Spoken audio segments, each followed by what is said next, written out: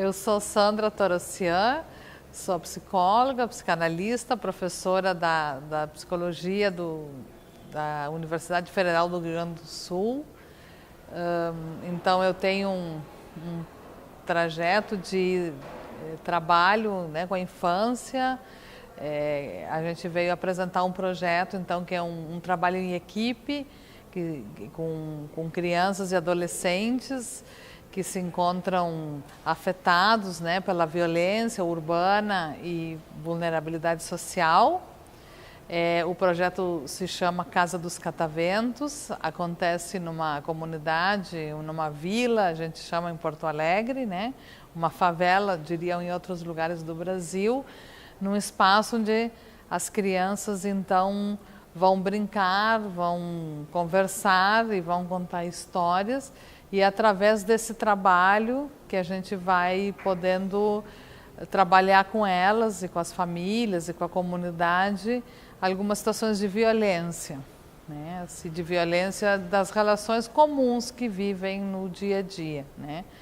É uma comunidade afetada assim bastante pela violência policial, pela violência do tráfico, né? E isso produz algumas questões traumáticas, assim, pelo modo como se dá, e elas precisam de um espaço para se expressar, para não continuar repetindo essa violência, né? E também precisa se abrir um lugar, né, de criança, um lugar para brincar, para fantasiar, né, para elaborar, para imaginar, né? E é isso que o trabalho da Casa dos Cataventos possibilita, né? Além disso, a gente é uma intervenção na própria comunidade, né, abrindo um espaço para brincar, né, que é pouco, não tem muito lá naquela comunidade, e também, né, um acesso aos bens do patrimônio, assim, cultural, né? Então a gente tem trabalhado com histórias, com literatura, né, com a literatura tanto no acesso das pessoas a ela, né, das crianças, dos jovens a ela, quanto dos adultos que possam acessar algo que é um direito deles, né, um direito de todas as pessoas ter um acesso aos bens e ao patrimônio cultural, né, do qual às vezes eles estão expropriados. Bom, as atividades que a gente desenvolve são momentos de brincadeira livre, né, onde as crianças, através do brincar, são escutadas, momento de contação de histórias, né, as histórias aí servem como uma superfície para escrever, né, suas histórias, para falar através dos personagens, para se expressar, mas também para ter acesso ao letramento, à alfabetização e à cultura, né. A gente desenvolve então também um espaço com adolescentes, né, que neste momento é um espaço mais recente, nesse momento está se dando assim, a circulação pela cidade, né, e um espaço de capoeira, né, que, enfim, também as crianças gostam muito assim dessa atividade. Então, eu vou dar um exemplo, né, de repente fica mais claro assim.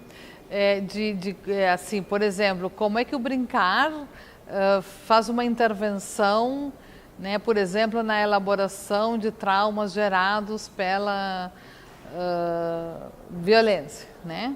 Então, a gente sabe que as crianças muitas vezes repetem no brincar o que viveram, né? Mas quando as condições são de muita violência, de muita vulnerabilidade, né, em alguns momentos elas não conseguem brincar isso, né, do que lhes aconteceu, né? Então ali a gente precisa abrir um espaço para que elas falem, né? O que a gente tem feito assim, quando não se consegue organizar uma brincadeira, a gente para, né? A gente diz, olha, a gente não está conseguindo brincar, então vamos conversar. Às vezes elas não querem conversar, a gente, né, diz para virem outro dia.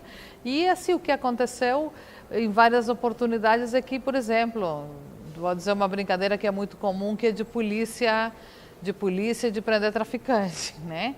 Então, As crianças vão alternando os lugares, né? E vão reproduzindo na brincadeira o que elas vivem no cotidiano daquela comunidade. E a gente vai intervindo, abrindo outras possibilidades, né? Então, por exemplo, uma vez elas estavam brincando de prender, não sei o quê, né? As pessoas submetidas a uma extrema violência policial, ou a uma extrema violência pelo tráfico, por exemplo, né? E aí a gente às vezes diz, ah, mas eu quero chamar meu advogado, mas para elas o advogado não era uma figura assim cotidiana, né? Daí a gente introduziu o repórter, né?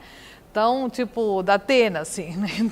Então vamos denunciar para a rádio, para a TV, né, o que vocês estão vivendo, e aí então se organizou uma possibilidade de elas falarem na brincadeira para a TV o que elas estavam vivendo, coisas que não tinham conseguido fazer de outra maneira. E a gente sabe que falar resolve, né? Essa é a questão. Outra possibilidade é, por exemplo, muito tempo elas queriam que a gente contasse a história do Barba Azul, né?